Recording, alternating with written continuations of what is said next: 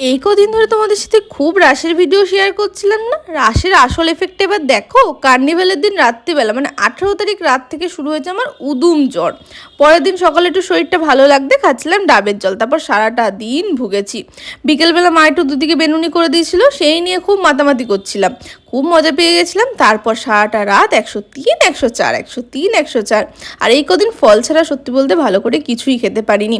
আর ঠাম্মি প্রত্যেক দিন এসে এসে আমাকে খালি একবার করে দেখে গেছে। আর নতুন এই ম্যাসাজারটা মিঠিরাত দীঘা থেকে নিয়ে এসছে, দিদুন আবার এটাতে হাঁটুতে ম্যাসাজ করে না খুব মজা পাচ্ছিল, তাই নিজে নিজেই করছিল। আর এই সব কিছুর মধ্যে বাবা একটা নতুন জিনিস আমাকে অনেক দিন ধরে বলছে যে গরম জলে পা ডুবিয়ে রাখলে নাকি জ্বর কমে। আমরা তো প্রথমে কেউ মানতে চাইছিলাম না, সেই দিন সত্যিই এক্সপেরিমেন্টটা করেছিলাম তোমরা জানো। আর মিঠি সেদিনকার আমাকে বানিয়ে দিয়েছিল গরম গরম চিকেন স্যুপ, যেটা খেয়ে মুখটা একটু ছেড়েছিল। আর সত্যিই খুব কাজ দিয়েছে, আমার জল লিটারালি 1 ঘন্টার মধ্যে গিলি গিলি হুশ মানে পুরো কমে গেছিলো।